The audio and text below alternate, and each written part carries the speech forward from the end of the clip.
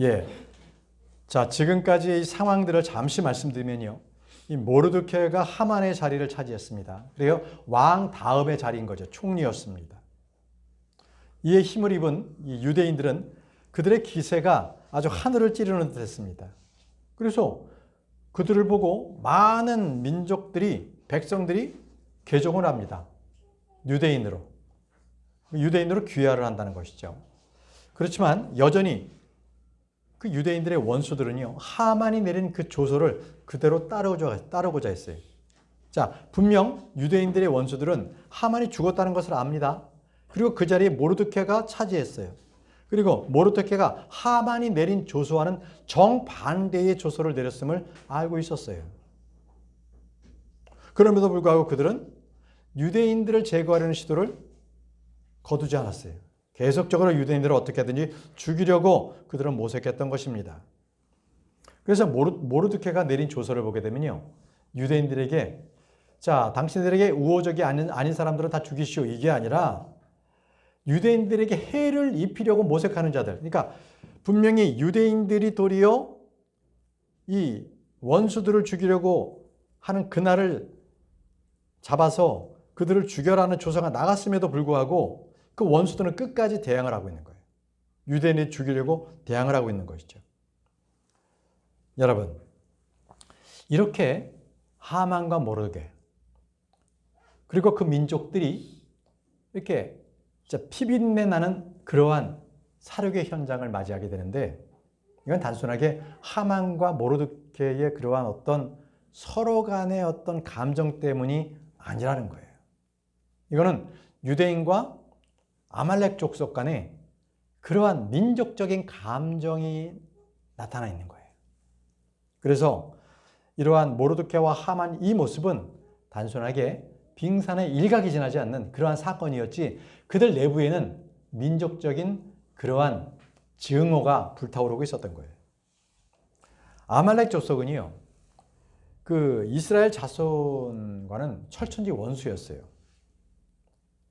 그런 상황에서 그 중동 지방이 다 페르시아 제국에 다 속국이 되었습니다. 그러자 아말렉 후손이든 유대인들이든 다 이 페르시아의 그 피지배계층이 되어가지고 그 제국에 그냥 함께 살게 됐던 것입니다. 하지만 유대인들 역시 원수들을 잊지 않았지만 바로 이 아말렉 족속 역시 유대인들을 잊지 않았습니다. 항상 증오와 열등감으로 언제든지 그들을 죽이고자 하는 마음이 있었던 거죠. 슈샨궁 다른 나라에 가서도. 자, 그런데 이 원수들에게는 절호의 찬스가 온 거예요. 하만이 조서를 내린 겁니다. 그래서 유대인들은 모두 다 한날 한시에 죽여라, 이렇게 되니 얼마나 원수들이 정말 펄쩍펄쩍 뛰고 좋아했죠. 그날이 빨리 오기를 기다렸던 것입니다. 그런데 그것도 잠시뿐이었어요. 얼마 지나지 않아서 하만이 죽게 되었다는 거고, 그 자리를 모르드케가 차지했다는 겁니다. 모르드케가 2인자가 됐다는 겁니다. 그런데 모르드케 그 뒤에는 유대인 왕비가 있다는 거예요. 자, 이로 인해서 페르시아에 있는 많은 백성들이 유대인으로 다 개종을 한 겁니다. 유대인들이 워낙 힘이 세니까, 왕도 유대인들을 인정을 하니까 유대인들의 어떤 그러한 명성이 높아지게 된 거죠. 여러분, 이 정도 되면 아무리 원수라 할지라도 이길 승산이 없는 싸움을 굳이 싸움할 필요가 있겠습니까? 그런데 이 역사적으로 뿌리 깊은 이 민족적 감정은요, 이 승산의 어떤 관계없이 계속적으로 그들은 전쟁을 하고 싶어 하는 거예요. 여러분, 이건 똑같이 십자가에서 예수 그리스도께서 사탄을 멸하셨거든요. 이제는 사탄은 마지막 때에 가서 그들은 완전히 지옥에 빠지게 되는 거죠. 그런데 그 전까지 사탄은 계속적으로 성도들을 공격합니다. 집요하게. 그리고 지금 이 순간에도요, 사탄의 사주를 받은 그 많은 사람들이 성도들을 증오하고 괴롭힙니다. 전쟁하고 있는 거예요. 자, 그런 배경을 아시고 오늘 본문 말씀을 한번 살펴보도록 하겠습니다. 자, 에스더기 9장 1절입니다. 이제 아달월인 12째 달 같은 달 13일에 왕의 명령과 그 칙령이 집행되는 날이 가까웠으니, 자, 이 날이 언제였어요? 하만이 유대인들을 죽이려고 제비를 던져서 받은 날이에요. 12월 13일. 곧 유대인들의 원수들이 그들 위해 권세를 가지고 소망하였던 날이더라. 하지만 반대로 바뀌어 유대인들이 자신들을 증오하던 자들을 주관하게 되었더라. 자, 완전히 원수들로 인해서 죽게 됐던 유대인들이 완전히 반전을 이루었습니다. 그래서 거꾸로요, 이제 유대인들이 원수를 죽이게 될 수 있는 날이 됐던 겁니다. 여러분 인생에 있어서 이러한 반전을 경험해 보지 않았습니까? 내가 원하고 기대했던 것이 이루어지지 않는 거예요. 또 내가 걱정하고 염려했던 것이 이루어지지 않기도 해요. 반대로요, 내가 기대한 것이 이루어져서 참 기쁨을 주기도 하고, 내가 염려하고 걱정했던 것들이 또 이루어지기도 해요. 일어납니다. 인생의 반전입니다. 인생의 역전이 있는 거예요. 1절을 다시 보시면, 하지만 반대로 바뀌어 유대인들이 자신들을 증오하는 자들을 주관하게 되었다고 합니다. 자, 완전히 거꾸로 됐습니다. 반전과 역전이 일어났습니다. 우리 이미 알아봤지만 우리 주님께서는 반전과 역전의 하나님이십니다. 이제 음력 12월 13일이 왔습니다. 이날은 아각 족속 하만이 유대인들을 멸하기 위해서 얻은 날이에요. 제비를 던졌죠. 자, 이런 날을 우리 한국 사람들이 뭐라 그러죠? 제삿날을 받아놨다는 거죠. 그 사람 죽는다는 거예요, 그때. 자, 이 표현대로 유대인들은요, 모두 죽임을 받는 제삿날이었습니다. 이것을 성경 연대기로 보게 되면 주전 473년이었습니다. 473년 3월 7일. 자, 12월 13일은 음력이었습니다. 정식 우리가 쓰는 날짜로는 12월 13일입니다. 여러분, 주께서 오시면요, 유대인들은 반드시 원수를 갖게 되어 있습니다. 그들을 지배하려고 했던 자들, 증오하는 자들을 지배하게 된다는 것입니다. 시편 18편 43절에 당신께서 백성들의 분쟁들에서 저를 구출하셨나이다. 당신께서 저를 이방 민족들의 머리가 되게 하셨나이다. 제가 몰랐던 백성이 저를 섬기리이다 라고 합니다. 자, 유대인들이 자기를 증오하는 자들을 주관하게 되었다는 것은 바로 이방 민족의 머리가 됐다는 것입니다. 바로 주님께서 유대인 민족을 선택하실 때 약속하셨던 말씀입니다. 자기 민족을, 자기들을 증오하였던 자들을 주관하였더라. 이 말씀은 천년왕국 때 성취될 예언의 말씀입니다. 지금까지 민족들의 찌꺼기요, 먼지요, 하찮은 자였던 유대인들, 그리고 모든 민족들 중에 꼬리처럼 여겨졌던 바로 그런 유대인들이 머리가 됐다는 것입니다. 머리. 완전한 반전입니다. 어떻게 반전을 이루었습니까? 첫 번째, 왕의 명령으로 나간 그 직무는 무엇이에요? 정죄의 직무였습니다. 하만의 직무였습니다. 모두에게 죽음을 선포하는 그러한 직무가 나갔습니다. 그런데 두 번째 왕으로부터 나간 명령은 무엇이었습니까? 유대인들에게 생명을 줬죠. 영광을 줬습니다. 모두에게 승리를 선포했던 것입니다. 고린도전서 15장 55절에 오 사망아 너희 쏘는 힘이 침이 어디 있느냐? 오 음부야 너의 승리가 어디 있느냐? 이렇게 외쳤습니다. 지금 유대인들에게 사망과 음부는 없습니다. 유대인들의 원수들은 이날 유대인들을 멸하기 위해서 그렇게 지배하려고 했지만 일이 거꾸로 되어버렸습니다. 역전이고 반전이 일어난 것입니다. 하나님께서는요, 사람들의 지혜와 힘과 재물과 그 모든 명예를 무효로 돌이키시는 분이십니다. 아무것도 없는 걸로 만드시는 분이십니다. 바로 그것이 일이 거꾸로 되는 거죠. 하나님의 뜻과 사람의 생각은 다른 겁니다.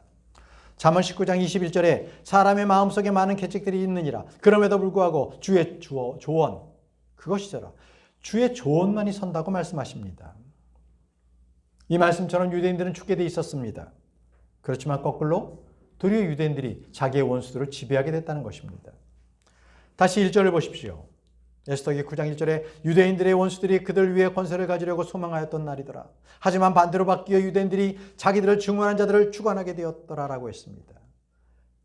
여러분, 이 말씀같이 유대인들의 원수들은 유대인들을 증오한 나머지 12월 13일 바로 그때 유대인들에게 수치를 안겨주고자 했던 것입니다. 말씀드린 것처럼 유대인들의 원수는 그들은 유대인들에 대한 민족적 감정이 아주 뿌리 깊게 있었습니다. 이스라엘과 아말렉은 어떤 관계입니까? 어떻게 해서 그들은 민족적 감정이 있게 된 것입니까? 나중에 여러분들 한번 찾아보세요. 민수기 25장 17절에서 19절에는 분명히 아말렉 사람들이 이스라엘 백성들에게 어떻게 해서 그들이 하나님의 원수가 되었는지가 잘 나옵니다. 그것은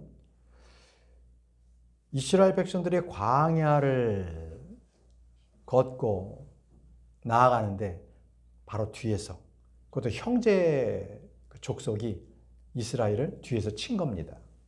하나님께서 말씀하셨어요. 반드시 아말렉 족속은 이 땅에서 멸하리라. 그들의 비열함, 후미에서 이스라엘을 공격한 것, 그것을 결코 잊지 말아라. 반드시 그들을 쳐서 멸하라. 이렇게 말씀하셨어요. 그래서 사울왕 때는요, 이 아말렉 족속이 거의 몰살 위기에 처해 있었습니다. 그런데 사울이 하나님의 말씀을 듣지 않고 이 아말렉 족속의 좋은 것들을 남겨놓은 거예요. 가축들도 남겨놓고 사람도 남겨놓고, 이래서 사울은 하나님으로부터 버림을 받게 되는 거죠. 하나님의 말씀을 취하지 않았다는 것입니다. 그로부터 아말렉과 유대인들은 적대적 관계가 되었습니다. 적대적 관계. 그래서 이 페르시아에서도 이 아말렉 족속들은 어떻게 하게 되면 이 이스라엘 이 유대인들을 그들에게 수치를 안겨줄까, 그들에게 멸망을 줄까, 이것에 골똘했던 것입니다. 성경에도 말이죠, 하나님의 백성을 증오하는 자들은 반드시 수치를 당하게 됩니다. 그래서 몇 가지 사례가 나옵니다. 하나님의 백성을 멸하거나 증오하는 자는 반드시 그 대가가 따른다는 거예요. 이집트를 한번 예를 들어 보겠습니다. 이집트 사람들은 애초에 요셉을 총리로 삼았고 아주 부강했습니다. 그런데 이제 새로운 왕이 등장이죠. 파라오가 새로운 민족이 등장한 거예요. 파라오는 왕의 이름입니다. 왕조입니다. 그런데 그 왕조가 바뀌었어요. 다른 민족이 이스라엘을 지배하게 된 거죠. 그때 요셉을 모르는 왕이었습니다. 그때부터 이스라엘 백성들은 이집트의 종살이, 노예가 되었습니다. 그런데 그것으로도 모자라서 파라오는 어떻게 하든지 이스라엘 백성들을 다 몰살시키고자 남자 아이들이 태어나면 다 죽이려고 하는 그 계획을 세웠고 시행했습니다. 근데 그 계획은 실패하고 말았습니다. 하나님께서는 모세를 세우셔서 이스라엘 백성들을 이집트로부터 데리고 나오려고 하셨어요. 근데 왕이 안 나져요. 그래서 어떻게 했어요? 10가지 재앙을 이집트에 계속적으로 내립니다. 자, 그것도 모자라서 수많은 이집트 군사들이 이스라엘 백성들을 쫓아오자 하나님께서는 그들을 홍해 바다 속에 깊숙하게 수장시켜 버립니다. 바로 이집트 사람들에게 수치를 안겨준 거예요. 어떤 일이 있었습니까? 또 이 발람을 통해서 이스라엘을 저주하려고 했던 모압 왕, 그리고 또 암몬과 에돔 마찬가지로 이스라엘에 의해서 결국은 이스라엘에게 수치를 주려고 했지만 도리어 그들이 수치를 당했습니다. 여러분, 사울이 말이죠, 하나님으로부터 버림받고 악한 영이 씌우고 이런 사람이었어요. 그는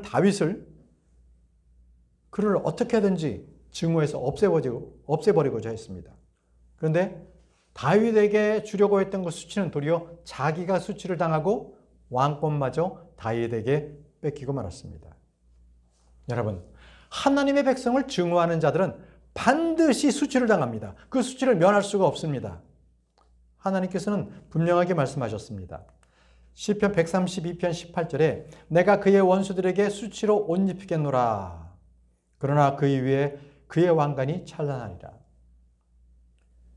자, 하나님의 백성을 원수 삼는 자, 그에게는 반드시 수치로 옷을 입히겠다고 말씀하셨습니다. 시편 44편 7절에도 말이죠.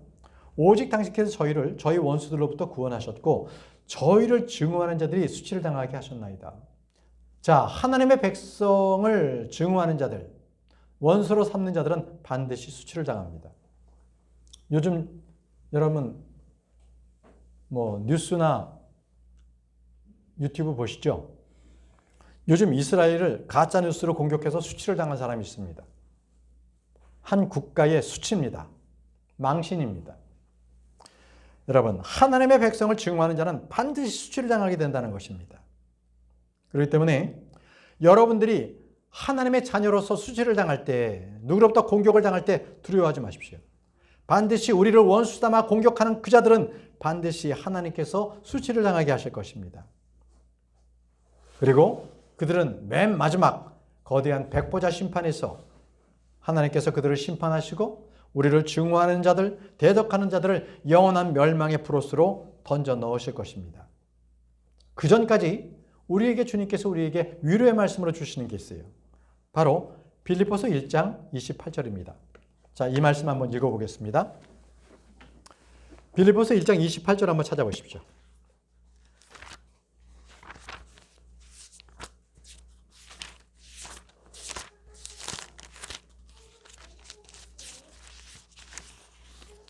빌립보서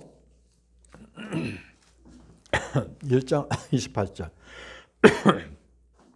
함께 읽겠습니다. 시작. 또한 어떠한 일에도 너희의 대적들로 인하여 공포심을 갖지 말라. 그것은 그들에게 분명한 파멸의 징표이나 너희에게는 구원의 징표요 하나님의 징표라. 대적들이 우리를 공격하면 그것은 하나의 징표라는 거예요. 여러분들이 두려워하거나 공포심을 갖지 말라는 겁니다. 두려운 것은 하나님께서 우리에게 구원의 징표로, 하나님의 징표로 바로 그런 것들을 여러분들이 겪게 하신다는 겁니다. 결코 그러한 일이 있을 때 두려워하지 마십시오. 이제 다시 본문 말씀을 돌아가겠습니다. 에스더기 9장 2절 말씀 보십시오. 아하수에스로 왕이 모든 속주들을 통틀어 그들의 모든 도시들 안에 있는 유대인들이 스스로 함께 모였으니 자신들에게 해를 입히기를 모색하는 자들에게 손을 대려 함이더라. 그런데 아무도 그들을 대항할 수 없었으니 그들에 대한 두려움이 모든 백성들 위에 임했기 때문이라. 자, 유대인들이요 아하수에스로 왕의 모든 속주들의 모든 도시에 모였습니다. 이것은요 유대인들이 어떻게 승리했는가 이 승리의 비결을 잘 보여주고 있습니다. 그들은 하나입니다. 모르드케의 말에 순종했다는 거예요. 모르드케가 모여라 그러면 그들은 모였습니다. 모이라고 했는데 자기 일 때문에 못 모인 일이 없게끔 모든 지역, 속주마다 모든 도시마다 유대인들이 다 모였다는 거예요. 그래서 자기들을 해하려고 했던 자들, 바로 그러한 자들에게 대응했던 것입니다. 만약에 유대인들이 모르드케의 그 명령에 순종하지 않았다면 어떻게 됐겠어요? 자기들의 생명을 보존할 수 있겠습니까? 두려워서 그들이 나오지도 않고 모이지도 않고 힘으로써 그들을 대항하지 않았다면 그들은 원수들에 의해서 도리어 왕의 명령이 나갔는데도 그들이 당했을 겁니다. 여러분, 이것은 우리에게 중요한 교훈의 말씀을 줍니다. 저와 여러분들이 하나님의 말씀을 우리가 듣고 순종할 때 그냥 내가 원하는 말씀 한두 가지만 순종하고 나머지는 순종하지 않는다? 이럴 수 없다는 거예요. 여러분, 이 명령에 복종한다는 것은 군인들에게 있어서는 생명과도 같은 겁니다. 이 세상에도 그렇습니다. 만약에 전쟁이 일어났는데 전쟁의 지휘관이 지시를 했는데 그 부하가 그 지시에 따르지 않으면 어떻게 되겠습니까? 매복하고 적군을 살피라고 했는데 그가 그 자리를 피해버리고 탈영해버리면 어떻게 되겠습니까? 여러분, 군대에서는요 명령이 생명과도 같습니다. 그래서 명령 불복종에 대해서는 엄하게 다스립니다. 심지어 전시 중에 명령에 불복종하면 즉결 심판을 하게 됩니다. 즉결 처분에 들어갑니다. 명령, 이것은 반드시 복종해야 되는 것입니다. 그렇다면 우리는 그리스도의 군사입니다. 최고 명령권자인 예수 그리스도께서 우리에게 절대적인 명령을 주십니다. 우리는 무조건 순종해야 합니다. 주님께서 우리에게 명령하셨는데 내 사고나 판단을 해보니까 그렇지가 않아, 하기가 싫어, 그렇다고 안 할 수 있나요? 우리는 주님의 말씀을 부분적으로 판단해서도 안 됩니다. 내 생각과 내 판단을 기준으로 하나님의 말씀을 선택적으로 수용해서도 안 됩니다. 우리는요, 하나님의 말씀을 온전하게 100% 완전하게 순종해야만 합니다. 왜 그럴까요? 왜 하나님의 말씀을 100% 순종해야 합니까? 하나님의 말씀은 진리십니다. 하나님의 말씀은요, 그것을 따르는 자에게 선한 결과를 주시기 때문에 그렇습니다. 우리가 하나님의 말씀에 순종할 때 아무리 막강한 요새라도 그것을 무너뜨릴 수 있다라고 말씀하셨습니다. 고린도후서 10장 4절 말씀입니다. 고린도후서 10장 4절에 이는 우리의 영적 무기들은 육신에 속하지 아니하고 다만 하나님을 통해 막강하여 강한 요새들을 무너뜨리기 때문이라. 무엇이요? 하나님의 말씀이요. 그렇다면 여러분들 앞에 어떠한 캄캄한 앞에 장벽이 가려있다 할지라도 여러분 그거 염려하지 마세요.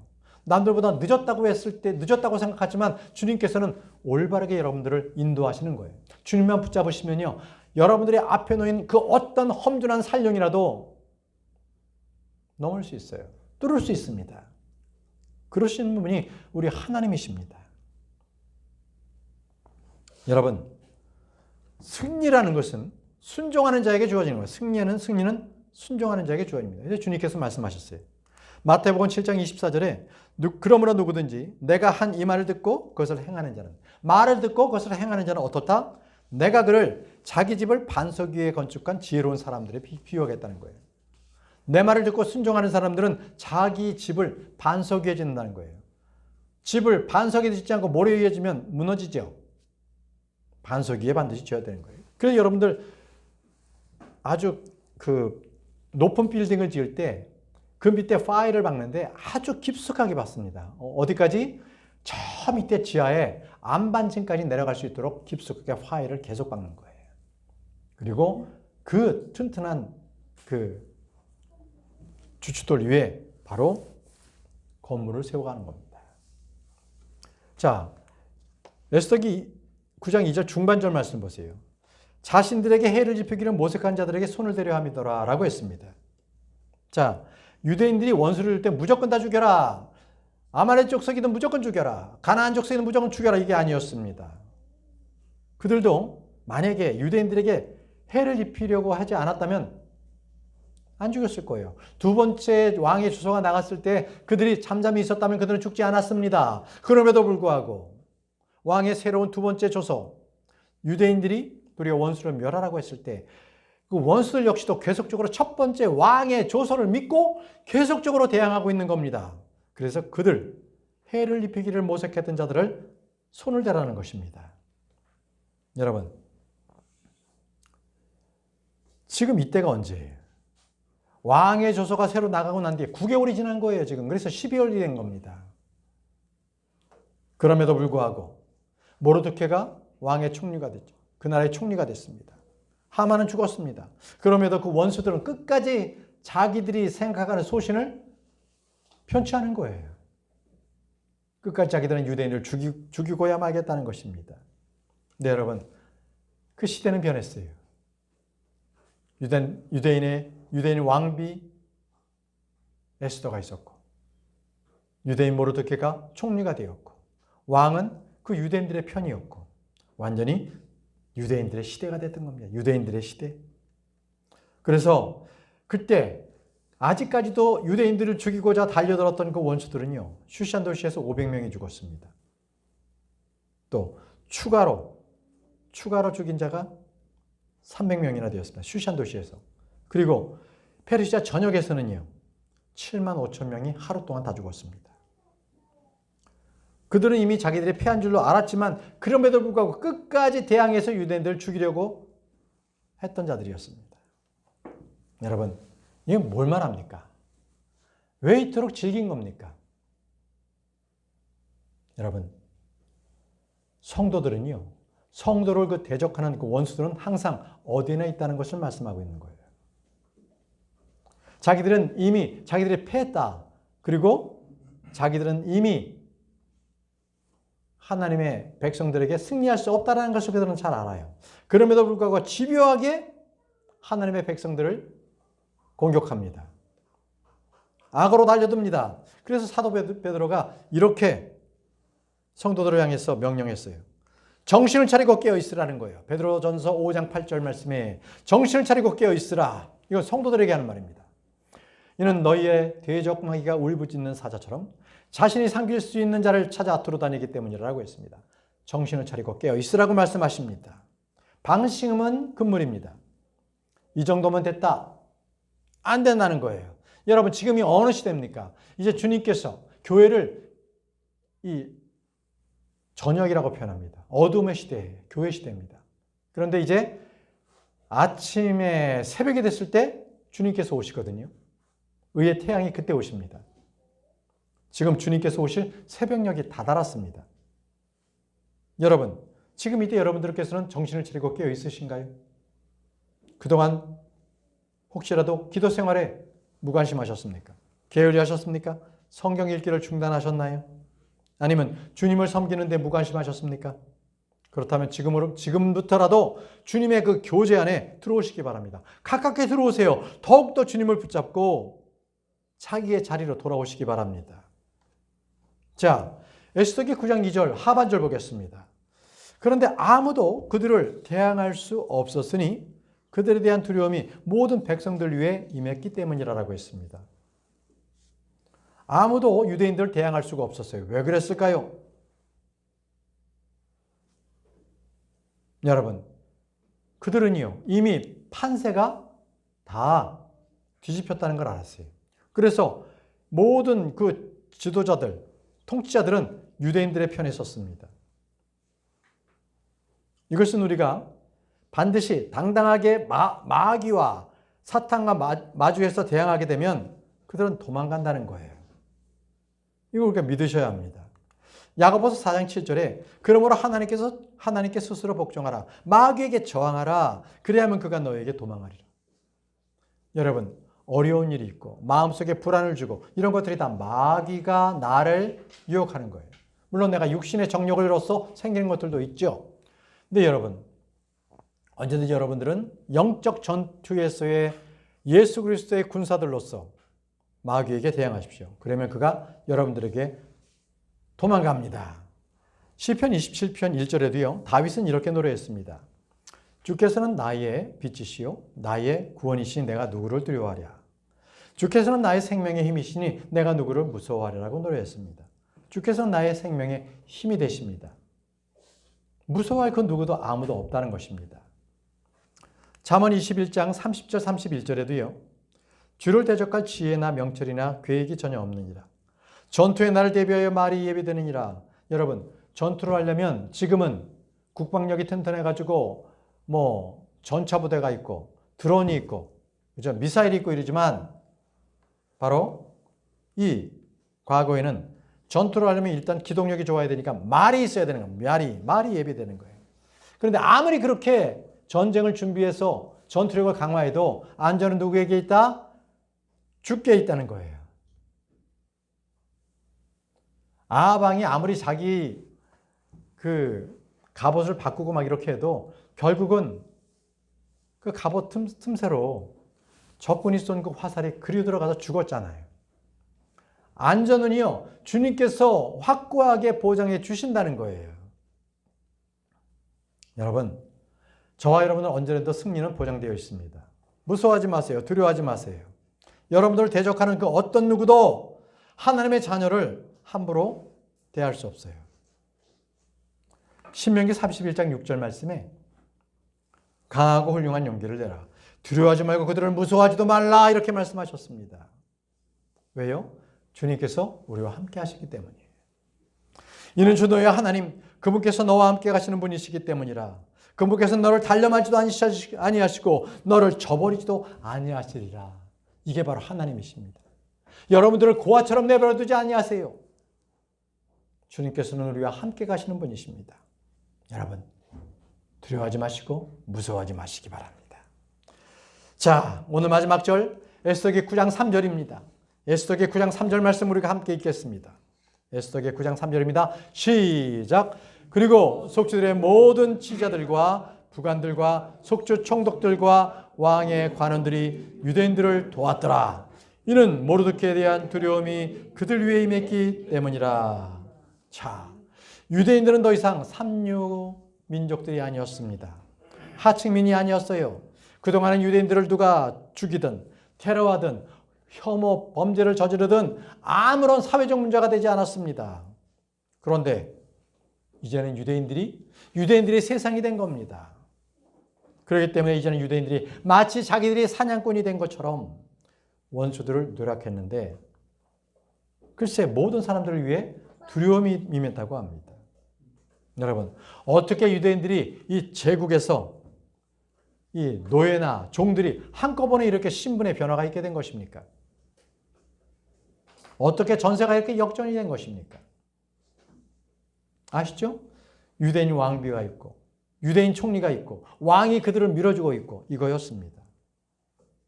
그러니까 모든 두려움들이 백성들에게 임했던 것입니다. 여러분, 이것은 정치판은 똑같습니다. 정치판이 그렇습니다. 권력을 가진 사람들은 권력의 방향이 어디로 가는지를 항상 민감하게 그것을 기울입니다.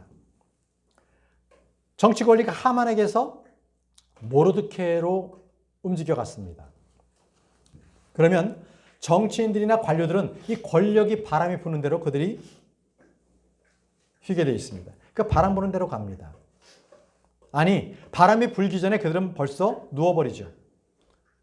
지금 작금의 검찰을 보십시오. 확 달라지지 않습니까? 또 재판에서 바로 서야 할 그 판사들을 보세요. 사법부가 무너졌습니다. 레거시 미디어는요, 올바른 정당한 그러한 보도를 더 이상 하지 않습니다. 왜? 권력의 눈치를 보기 때문에 그렇습니다.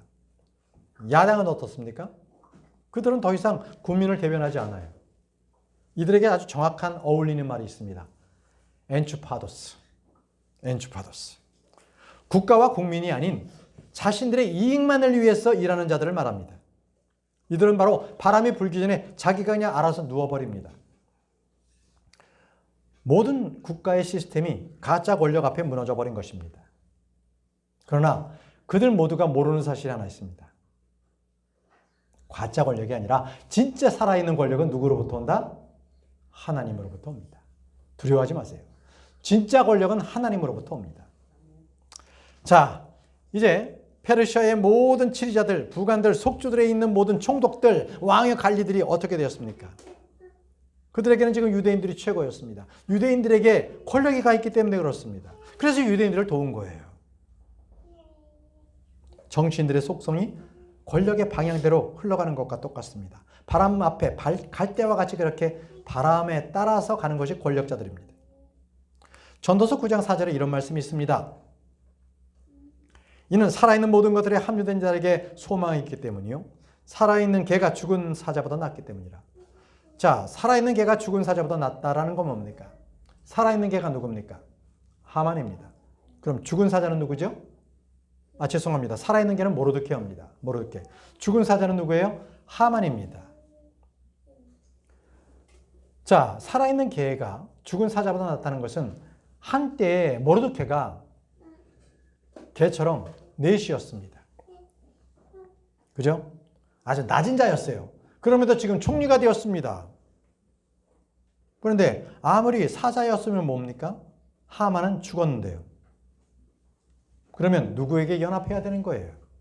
권력이 지금 살아있는 계획이 있다고 한다면 모든 관료들은, 모든 정치가들은 그 살아있는 그 권력자에게 몰려들지 않겠습니까? 이거는 어떤 중앙 정치만이 아니라 모든 지방의 그러한 관료들도 똑같습니다. 정치 권력에 다 무릎 꿇게 돼 있다는 거예요. 그 에스겔 9장 3절 다시 보시면 이는 모르드케에 대한 두려움이 그들 위에 임했다고 그랬어요. 그들이 두려워한 이유가 이겁니다. 모르드케에 대한 두려움이 그들 위에 임했다. 여러분, 이거 참 여기 이거 보게 되면 모르드케는 말이죠. 굉장히 리더십이 강한 사람입니다. 1년도 채 되지 않았는데 모든 관료들, 총독들, 관원들이 다 모르드케에게 다 두려움이 임했다는 거예요. 모르드케가 가지고 있는 그 권위, 권력, 여기에 이들이 모두 두려움이 임했다는 거예요.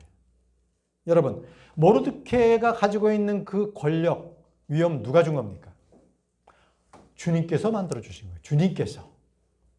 아무것도 준비되지 않은 사람들. 그럼에도 불구하고 하나님을 위해서 올바른 것을 그대로 자기가 의를 위해서 희생하겠다고 하는 바로 글을 쓰셔서 하나님께서 권력을 주신 거예요. 여러분, 모르드케라는 이름에 주님께서 권력과 권위와 위엄을 주셨다면 저와 여러분들은 그보다 더 큰 위대한 권위의 이름을 주셨습니다. 단순하게 모르드케라는 그 이름이 아니라 우리에게는 예수 그리스도라는 이름의 권위를 주셨던 것입니다. 모든 성도들에게는 예수 그리스도의 이름의 권위가 있습니다. 그 권능이 있습니다. 나면서부터 안진뱅이가 되었던 그 자를 일으켜 세운 베드로와 요한을 보십시오. 그들은 우리와 같이 특별한 사람이 아니었습니다. 아니, 그들은 나면서부터 어떤 권위를 갖고 있었던 사람이 아니었습니다. 그들은요, 갈릴리촌의 어부였어요. 그런데 그들이 어떻게 태어나면서부터 걷지 못했던 자를 그를 일으켜 세워서 걷게 했습니까? 그들이 증거를 합니다. 이렇게 증거했습니다. 사도행전 3장 16절입니다. 자, 베드로와 요한이 이렇게 말합니다. 그런즉 그들의 이름에 대한 믿음을 통하여 그분의 이름이 이 사람을 강건하게 하였으니, 그분의 이름이 누구예요? 예수 그리스도. 그분의 이름이 이 사람을 강건하게 하였으니 너희도 그를 보고 아느니라. 진정 그분에 의한 믿음이 너희 모두 앞에서 그를 이렇듯 완전하게 낫게 하였도다. 예수 그리스도께서 그분의 이름의 권능이 이 병자, 태어나면서부터 안진뱅이를 일으켜 세웠다고 말씀합니다. 자, 그러자 제사장들과 사두개파 사람들이 화를 냅니다. 버럭 화를 내면서 어떻게 이런 일이 있을 수 있겠느냐라고 바로 사도 베드로와 요한에게 질문합니다. 사도행전 7절입니다. 사도행전 4장 7절. 그리고 나서 그들이 사도들 한가운데 세워둔 뒤에 그들이 묻기를 무슨 권능으로나 무슨 이름으로 너희가 일을 행하였느냐 하였더라. 말합니다. 너희가 무슨 권능으로 무슨 이름으로 이러한 엄청난 일을 할 수 있었어? 라고 그들을 책망합니다. 그래서 베드로의 답변을 들어보십시오. 사도행전 10장 4절입니다. 너희 모두에게 그리고 이스라엘 모든 백성에게 이것이 알려질지니 너희가 십자가에 못 박았고 하나님께서 죽은 자들로부터 일으키신 나사렛 예수 그리스도의 이름으로 인하여 나사렛 예수 그리스도의 이름으로 인하여 그분에 의하여 이 남자가 너희 앞에 여기 온전히 서 있느니라. 사도 베드로가 증거한 것은 내가 아니라 오직 예수 그리스도 그분의 이름이었습니다. 거듭해서 그는 예수 그리스도의 이름으로 그분께서 모든 권능으로 이 병자를 낫게 했다고 증언했던 것입니다. 형제자매 여러분, 여러분들은 지금 예수 그리스도의 이름의 권능으로 살고 계십니까? 예수 그리스도의 이름의 권능에 의지하는 성도들이십니까? 그런 사람에게는 하나님께서는 매우 특별하고 놀라운 선물을 주십니다. 성령님을 주시는 거예요. 그들에게. 여러분, 혹시 여러분들이 아무것도 아니고 아무 볼품도 없고 돈도 없고 배우지도 못했고 별 볼 일 없는 그런 사람이라고 여기고 있지 않습니까? 여러분 스스로를 너무 비하하지 마세요. 여러분 스스로 너무 자책하지 마십시오. 다 버리고 다 떠나고 다 잊어버려도 괜찮습니다. 예수 그리스도 그 이름만 의지하시면 됩니다. 그러면 됩니다. 우리는 오직 예수 그리스도의 이름, 그 이름만 의지하고 살아갈 때에 모든 것이 다 이루어집니다. 이는 예수 그리스도 그 이름, 그 이름에 권능이 있기 때문에 그렇습니다. 여러분, 이제부터 여러분들에게 이렇게 권면합니다. 예수 그리스도의 이름에 그 권능으로 사십시오. 그 권능을 누리면서 사시기 바랍니다.